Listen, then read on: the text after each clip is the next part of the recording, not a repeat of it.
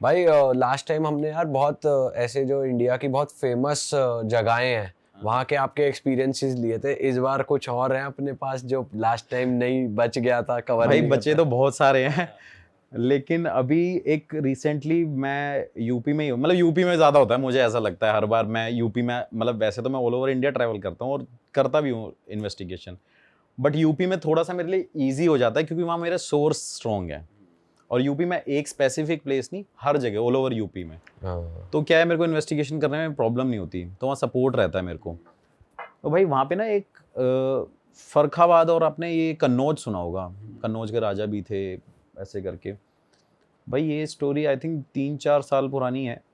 वहाँ पे एक बस थी, मतलब वो इंडिया का सेकंड रोड एक्सीडेंट है सबसे बड़ा, और पहला मेरे हिसाब से शायद साउथ साइड में हुआ था और सेकंड हुआ था यूपी के अंदर। वहाँ पे एक बस थी भाई, वो बस ट्रैवल कर रही थी फर्रुखाबाद से जयपुर की तरफ। प्राइवेट बस थी वो, डबल डेकर बस थी। तो सर्दी का काफ़ी ज़्यादा वहाँ पे इफ़ेक्ट पड़ रहा था, कोहरा वोरा बहुत ज़्यादा हो रहा था। तो और आपको पता ही है हाईवे पे बस खाली जगह मिलती है, बस वाले गाड़ी भगाने लग जाते हैं। तो भाई वो बस काफ़ी तेज़ चल रही थी, स्पीड में थी। सामने से ट्रक आ रहा था, वो दोनों आपस में टकराए। और ये जगह मैं आपको बताता हूँ, ये एग्जैक्ट एक घुलैया जगह पड़ती है कन्नौज के पास, छिबरामऊ और कन्नौज के पास एक घुलैया एक जगह है। और वहाँ पे काफ़ी ज़्यादा फेमस है वो जगह भी, क्योंकि वहाँ पे एक राजा भी है, वो उसकी वजह से फेमस है, वो भी मैं आपको बताऊँगा आपको आगे। तो वहाँ पे जब वो बस आपस में टकराई भाई, तो बस में आई थिंक 84-85 लोग थे, डबल डेकर बस थी। उसमें फैमिलीज़ थी, न्यूली मैरिड कपल थे, बच्चे थे, बूढ़े थे, हर तरीके के लोग थे। और वो जब उस बस से टकराई तो भाई उस बस में ना आग लग गई। बस में आग लगी, ब्लास्ट हुआ, गाँव के 3-4 किलोमीटर तक लोगों पे ऐसा बताया जाता है। और ये तो मेरा खुद कज़न ब्रदर वहीं का ही है, मतलब उसका गाँव उसके पास में ही है, 300-400 मीटर दूरी पे उसका गाँव है।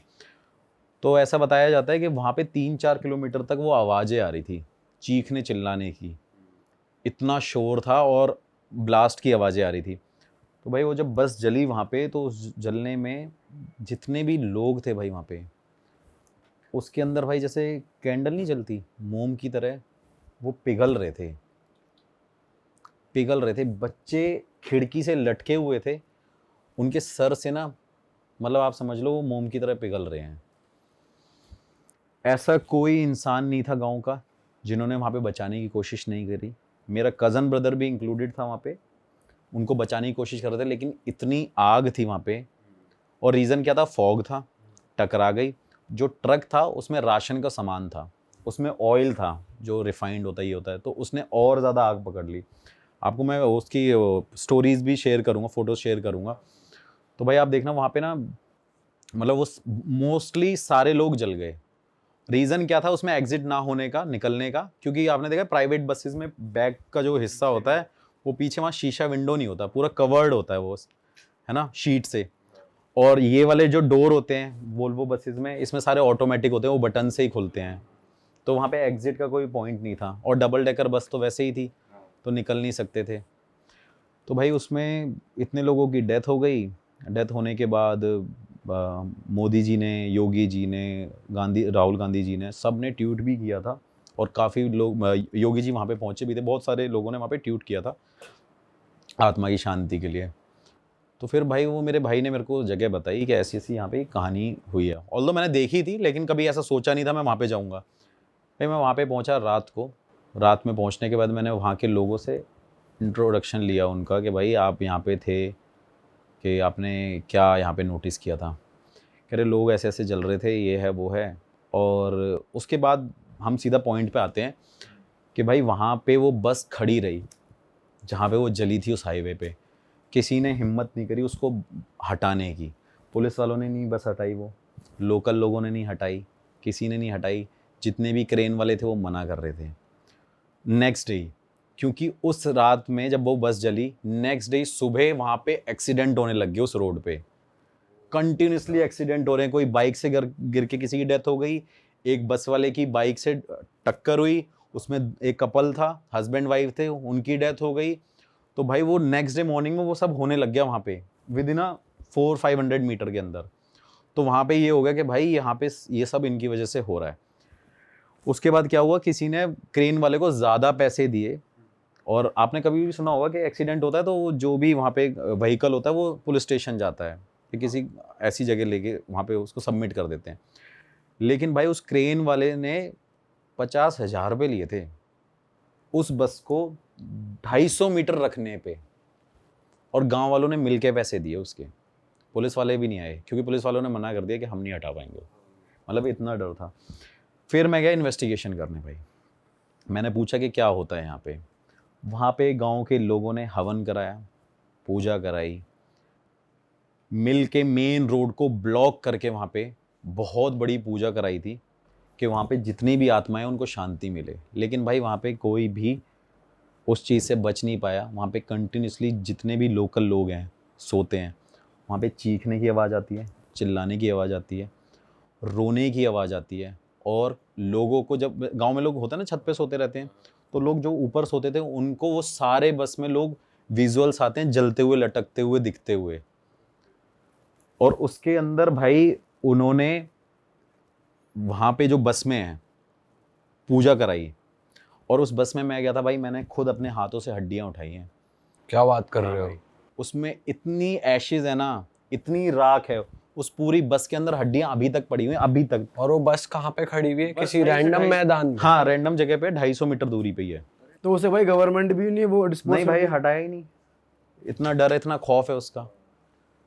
और ये लोगों को, मतलब वहाँ के लोगों को तो बहुत ज़्यादा पता है, बाहर के कुछ लोगों को नहीं पता थी। लेकिन वो लोग स्पेशली उस बस को देखने आते हैं, वो भी मानो कि बहुत दूर से देख के जाते हैं और फोटोज़ क्लिक करते हैं। आज भी वो ट्रेंड बन चुकी है बस वहाँ पे। उसके बाद भाई उस बस में मैंने चूड़ियाँ देखी, जले हुए कपड़े देखे, शादी के जोड़े देखे, बच्चों के कपड़े जले हुए देखे, और आप मानोगे नहीं, स्टेयरिंग से लेकर और लास्ट सीट तक वहाँ पे सिर्फ भाई हड्डियाँ ही हड्डियाँ हैं, आज तक हटी नहीं है, ऐसी की ऐसी खड़ी है। अभी मैं लास्ट रिसेंटली होके आया हूँ, और 3-4 साल तो मुझे हो गए उस बस को देखते हुए आई थिंक। फिर भाई हम वहाँ पे गए, इन्वेस्टिगेशन मैंने करी, रात को बस में गए, मुझे बड़ा डर लगा। उस बस में ठंड लगने लगी काफ़ी ज़्यादा। तो फिर मैंने वहाँ पे कुछ सवाल पूछे, तो मुझे आंसर्स मिले उसके कि हम हैं, हम अपनी फैमिली को मिस करते हैं, हमें वापस इस दुनिया में आना है। उसमें से कुछ बच्चों की भी स्पिरिट है जो वहाँ पे अभी भी कहती है कि हम घूमने जाते हैं, मतलब हम निकलते हैं, हम हैं अभी भी यहाँ पे।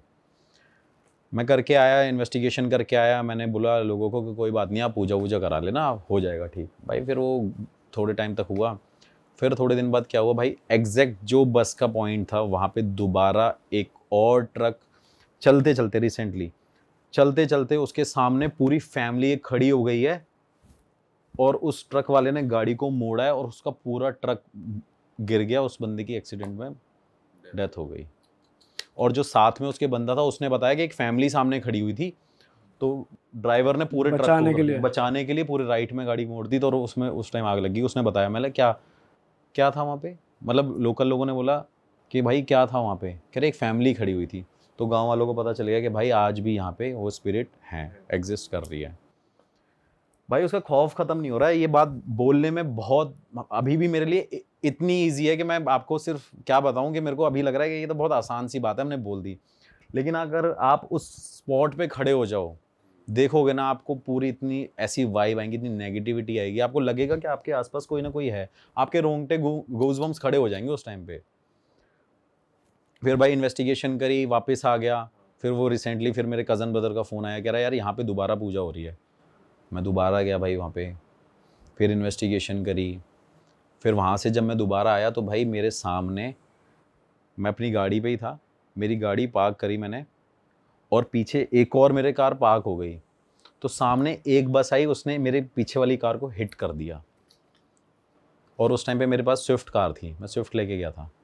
तो मेरी कार बच गई, और उस बस ने उसको जब हिट किया तो वो कार ऐसे जाके चली गई। और मुझे लगता है वो चीज़ शायद मेरे साथ होने वाली थी, बट मेरी किस्मत इतनी मतलब तेज़ कह लो कि मैं बच गया। फिर भाई मैं दोबारा वहाँ पे नेक्स्ट डे पूजा वूजा हुई, मैं भी उसका पार्ट हुआ कि चलो यार पूजा हो रही है, हम देखते हैं कि सब कुछ नॉर्मल हो जाएगा। फिर उसके बाद भाई हम अपने अपने घर आ गए। जब मैं वापस आया दिल्ली, तो आप मानोगे नहीं, 3 बार तो मेरे साथ ये हुआ है कि मेरे को 3 बार उस बस के सपने आए हैं। अच्छा। हाँ, कि वो बस में कोई आवाज़ मार रहा है, वो बस जलती हुई मुझे नज़र आ रही है, और उस बस को लोग जो उस टाइम पे बचा रहे हैं, वो वाले विजुअल मेरे सामने आ रहे हैं। मतलब कई टाइम बाद आया है, ऐसा नहीं है कि मैं आज उन्हें आया नेक्स्ट डे मेरे साथ ये होने लग गया, हफ्ते भर बाद ये चीज़ Randomly होने आ लग गया। गया, हाँ, रैंडम randomly। होने लग गया। भाई मैं दोबारा गया इन्वेस्टिगेशन करने, कि कोई साथ तो नहीं आ क्या गया। कोई साथ तो नहीं आ गया ये वो। फिर मैं वहीं से बाबा जी से मिलते आया, मेरे से कह रहे क्या करता रहता है, तो उन्होंने हाथ रखा, मैं निकल गया, मैंने इन्वेस्टिगेशन करी, फिर मैं वहाँ पे बोल के आया। फिर जो मैंने इन्वेस्टिगेशन में पूछा कि क्या मैं यहाँ पे पूजा करा सकता हूँ, तो मुझे वहाँ पे रिस्पॉन्ड मिला, क्योंकि वहाँ पे एक्चुअली उनको अभी तक शांति नहीं मिली भाई।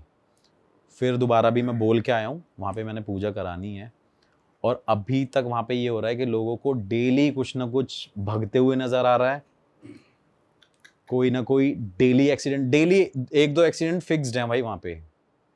पर भाई जब हवन हो जाता है तब तो कहते हैं कि जैसे बड़े बड़े हवन होते हैं तो शांति मिलने लग जाती है, पर यहाँ तो देखो मैं बताता हूँ, अब इससे एक चीज़ कनेक्ट कर लेते हैं हम। अभी जैसे इंडिया का मैच हुआ था लास्ट, तो वाराणसी में हर मंदिरों में भाई हवन और पूजा हो रही थी कि भाई मैच जीत जाए। तो भाई ऐसा नहीं हुआ ना, कुछ ना कुछ या तो कमी रही होगी, या जो ऊपर लिखा हुआ है भगवान ने वही होना है। तो भाई कुछ हवन में कमी रही होगी, या कह लो कि वो जस्टिस नहीं मिल पाया अभी तक। भाई मिला था आपको रिस्पॉन्स वहाँ पे कि हम मुक्त नहीं हुए हैं? हम हाँ तो भाई, वो रिस्पॉन्स मिले, तभी तो मैं दोबारा वहाँ पे जा रहा हूँ। मेरा पूजा कराने का कारण यही है कि भाई कम से कम वहाँ के लोग अभी बच जाएं और वहाँ पे एक्सीडेंट ना हो। तो भाई वहाँ पे कंटिन्यूसली अभी तक ये चल रहा है। भाई ऐसा कहते हैं ना कि जैसे लास्ट राइट्स परफॉर्म नहीं हुए, पिंडदान नहीं हुआ। पिंडदान नहीं हुआ, किसी को मुक्ति नहीं मिल पाई, किसी की अस्थि, एक्चुअली अस्थियाँ नहीं भा पाए ना। सबसे बड़ा रीज़न तो ये भी है कि सबकी एशेज वहाँ पे मिल गई, हड्डियाँ मिल गई, कोई उठाने वाला नहीं है, किसी को यही नहीं पता अब कौन किसकी हड्डियाँ उठाएगा, कौन किसकी राख उठाएगा, यही नहीं पता लोगों को।